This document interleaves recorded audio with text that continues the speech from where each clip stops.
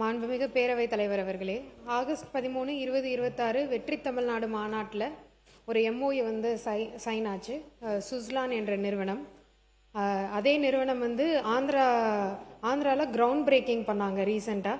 அதை வைத்து இங்கே சைனான நிறுவனம் அங்கே போயிருச்சு அப்படின்னு ஒரு தவறான செய்தி சமூக வலைதளத்தில் காட்டுத்தீ மாதிரி பரவிட்டு இருக்கு. இளைஞர்களோட மன அமைதிக்காக இந்த விதி கீழே நான் திருத்த விரும்புகிறேன். 2006ஆம் ஆண்டு கோயம்புத்தூரில் சுஸ்லான் நிறுவனம் தனது உற்பத்தி நடவடிக்கைகளை தொடங்கியது. காற்றாலை எரிசக்தி துறைக்கு தேவையான foundry costings and control panel மற்றும் கியர் பாக்ஸஸ் ஆகியவற்றின் உற்பத்திக்கான வசதிகள் அங்கு அமைக்கப்பட்டிருந்தன. 2011 முதல் 2020ஆம் ஆண்டு வரையிலான காலகட்டத்தில் கண்ட்ரோல் பேனல் மற்றும் கியர் பாக்ஸ் உற்பத்தி உள்ளிட்டவற்றிலிருந்து படிப்படியாக விலக்கிக் கொண்டது.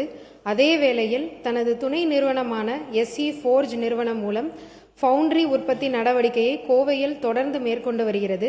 தமிழ்நாடு அரசின் தொடர்ச்சியான மற்றும் முனைப்பான முதலீட்டு ஈர்ப்பு நடவடிக்கைகளின் விளைவாக சுஸ்லான் நிறுவனம் தற்போது மாநிலத்தில் தனது உற்பத்தி நடவடிக்கைகளை மீண்டும் விரிவுபடுத்துவதில் உறுதியான ஆர்வத்தை வெளிப்படுத்தியுள்ளது.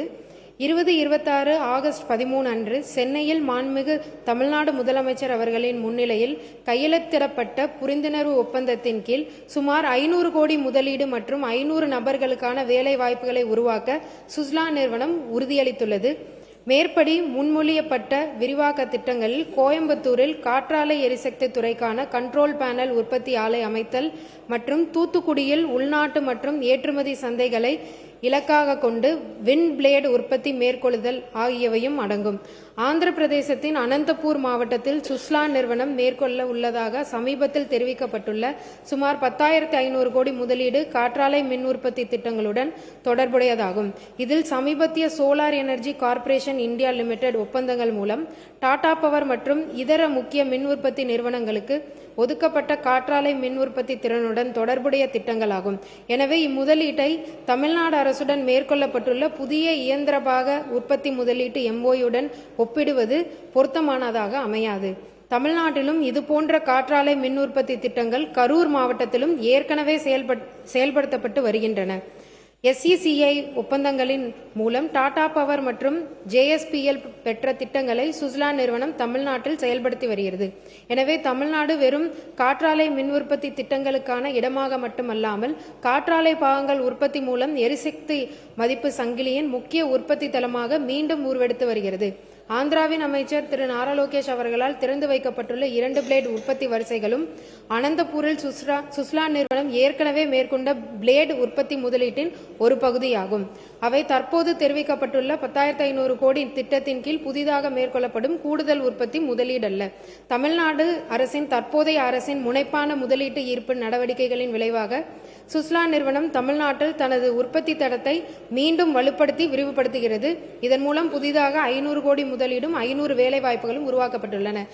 ஆகவே என்ன அப்படின்னா, முன்னாடி ஒரு 9 வருஷத்துக்கு முன்னாடி போன கம்பெனி இப்ப மறுபடியும் நம்ம தமிழ்நாட்டுக்கு வந்திருக்குன்றத நான் பெருமையுடன் தெரிவித்துக் கொள்கிறேன். இன்னும் ஒரே ஒரு சின்ன திருத்தம் அவையில சொன்னது. அன்னைக்கு நேரம் காலம் கருதி கதையை நான் சுருக்கமாக சொல்லிட்டேன். அதனால அதுவும் இப்போ வலைதளத்தில் காட்டுத்தீயா பரவிக்கிட்டு இருக்கு. அதுக்கு விளக்கம் தரணும் அப்படின்ற ஒரு நோக்கத்தோட நான் சொல்றேன்.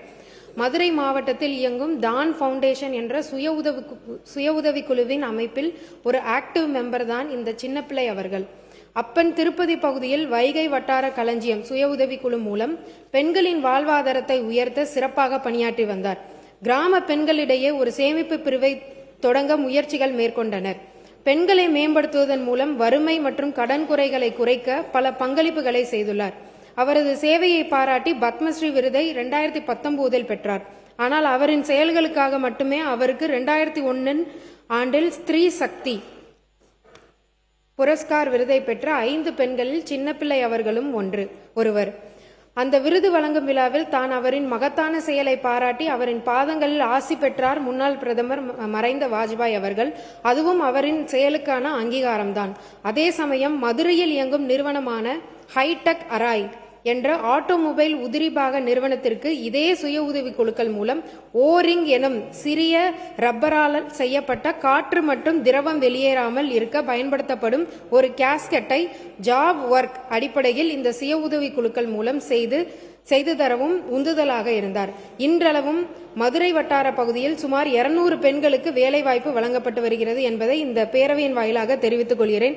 தொழில்துறையும் மகளிர் சுய உதவி குழுக்களையும் இணைத்து ஒவ்வொரு வீட்டிலும் உள்ள பெண்களும் வாழ்வாதார வாய்ப்புகள் சென்றடைய வேண்டும் என்பதற்காக ஒரு புதிய திட்டத்தை உருவாக்கி வருகிறோம். இதுதான் பேசப்பட வேண்டியது, ஊக்குவிக்கப்பட வேண்டியது. ஆனால் எதிர்க்கட்சியினர் நான் பேசிய ஒவ்வொரு வார்த்தையும் நுணுக்கமாக பிரித்து அரசியல் செய்து கொண்டிருக்கிறார்கள். நான் சொன்னது ஒன்று, அதை மாற்றி செய்து தேவையில்லாமல் அது ஒரு கவனத்தை ஈர்த்து கொண்டிருக்கின்றது. எங்களின் கவனம் ஒன்றே, பெண்களுக்கு வேலை வாய்ப்பு, வருமானம், தொழில் வாய்ப்பு, பெண்களின் முன்னேற்றம் தான் எங்கள் அரசியல். நன்றி. அவசர பொது முக்கியத்துவம் வாய்ந்த